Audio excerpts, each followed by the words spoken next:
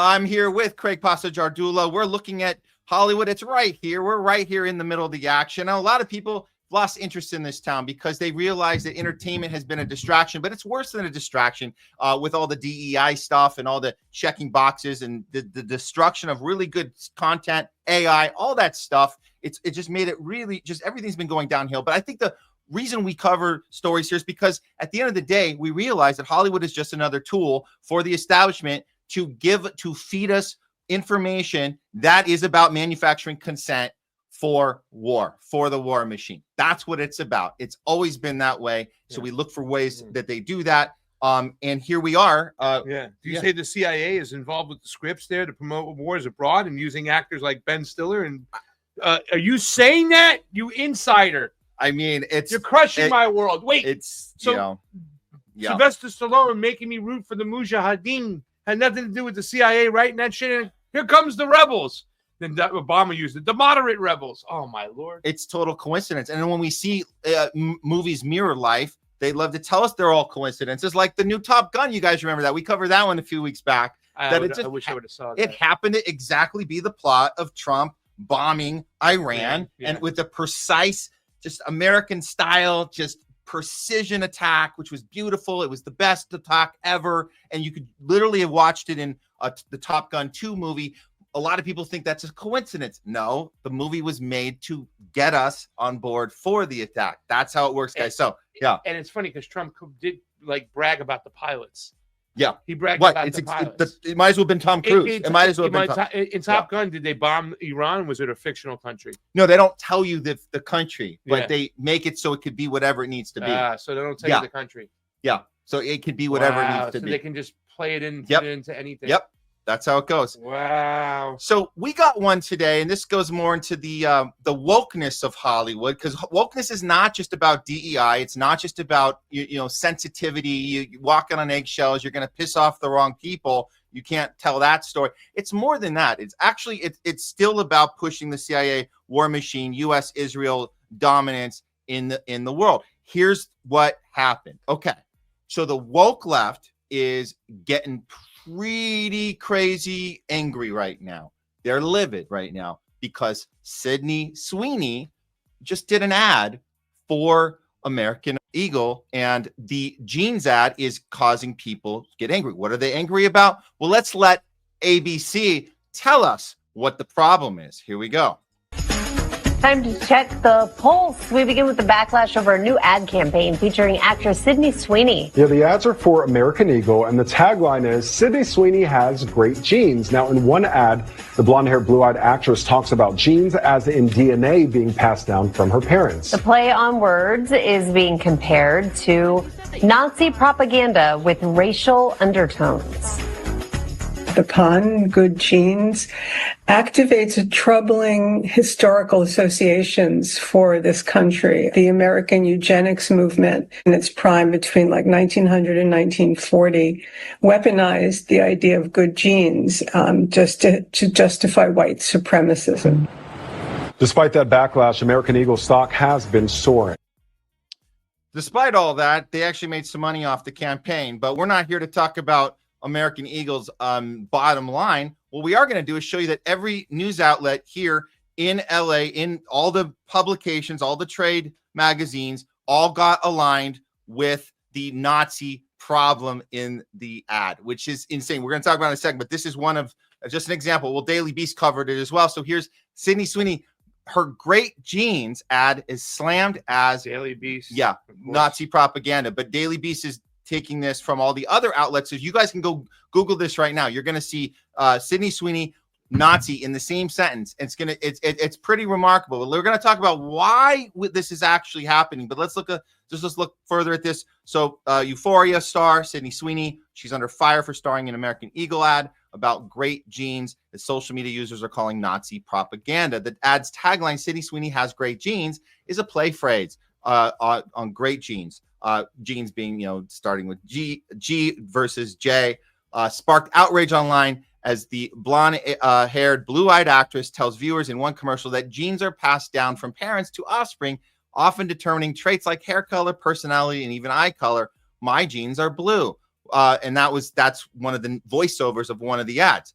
wrote one exclusion on the ad. The most Nazi part of the Sydney Sweeney ad for me was the use of the word offspring. So they're doubling down on the Nazi part of this. The insistence on centering the wordplay has only deepened suspicion for some that the ads are somehow promoting eugenics, the manipulation of reproduction in a human population to increase the heritable characteristics that are more desirable. A TikTok user called the ads radicalized dog whistle and Nazi. There it is, propaganda. Racialized. Sorry.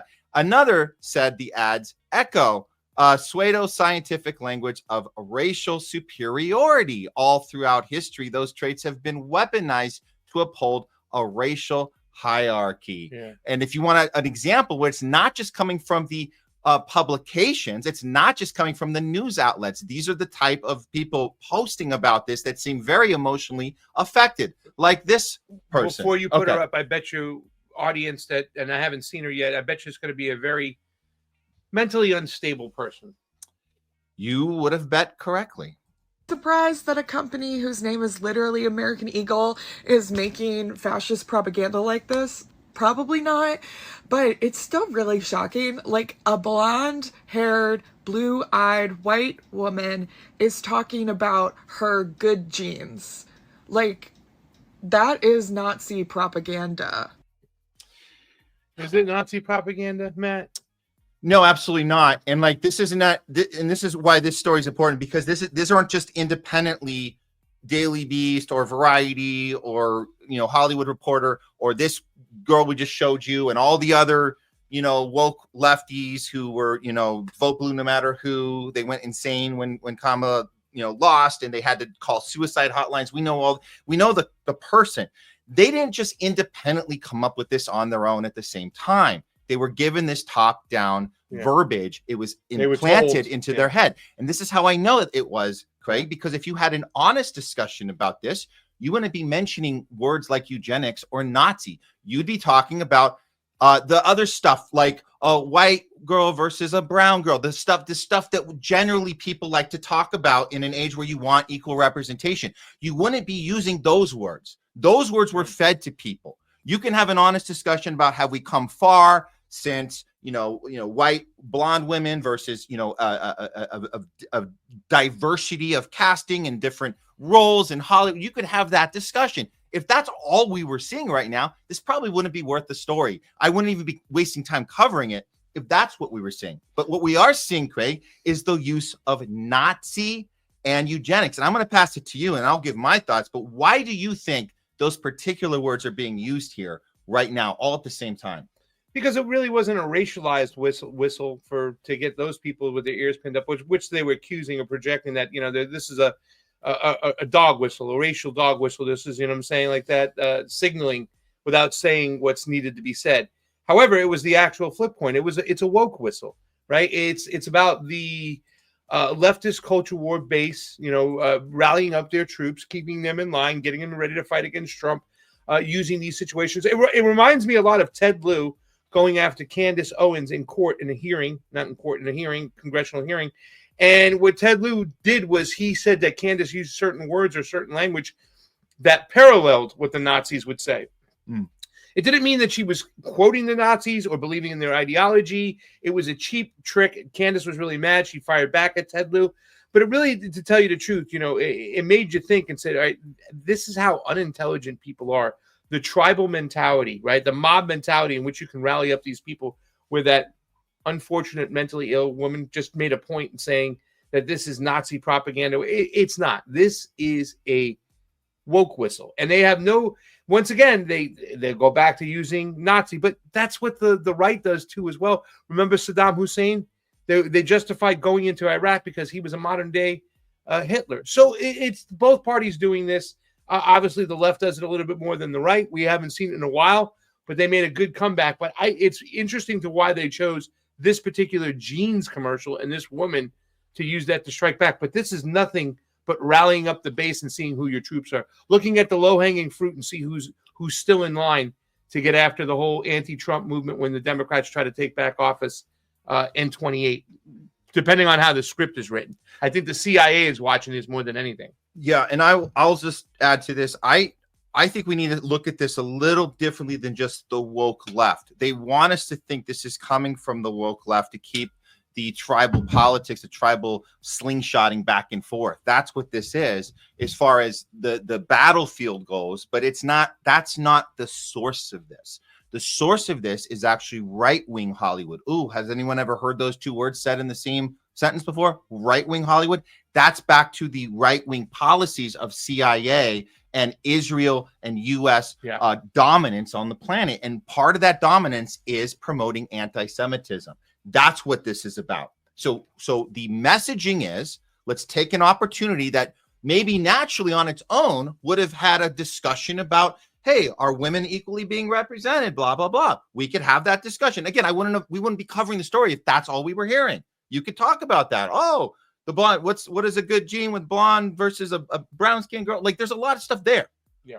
But what you guys are witnessing right now that's happening with Sydney Sweeney and the Nazi verbiage being thrown around is coming from the top down to remind us that the number one problem we have right now is anti-Semitism. Once you start using words like Nazi, you start understanding that we have to put our attention on the people that are really the victims. So if I'm part of the women's movement right now, if I'm part of, any sort of, action by a minority or women, I would be very concerned right now that eugenics and Nazi is being used in the pushback here, because that's going against us. Yeah. That's saying, hey guys, never mind about women and minorities.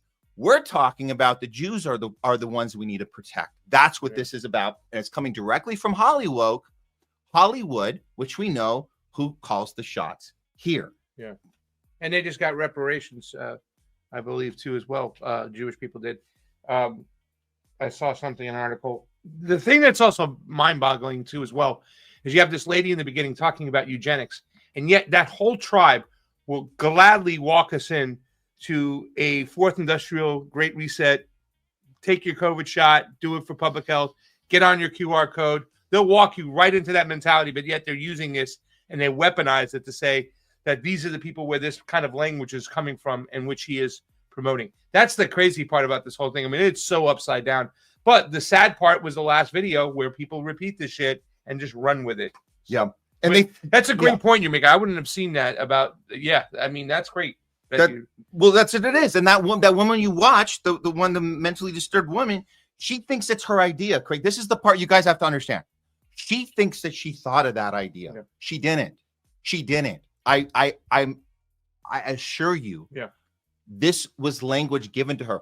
Like, I don't know. When's the last time we saw language given to the same type of person? How about the feeling of joy? You guys remember that one? Joy, joy, joy. Everybody on schedule woke up exactly on the same morning and all felt joy. And and more importantly, they all think that they thought of it themselves. Yeah. That's the game here. So we have to recognize that people are being manipulated. Their emotions are being used against each other. And again, if those are natural feelings, because obviously people can have natural responses to things, you wouldn't be hearing that language. You'd be talking about diversity and casting and, hey, is American Eagles, should they have different women represented? Why is it only that? That would be a more honest discussion. And again, we wouldn't be covering it. Watch out for this language get fed to you to remind you that the number one problem, as RFK Jr. told us on the HHS website himself, the number one problem, public health issue. The number one public health issue on college campuses today is anti-Semitism.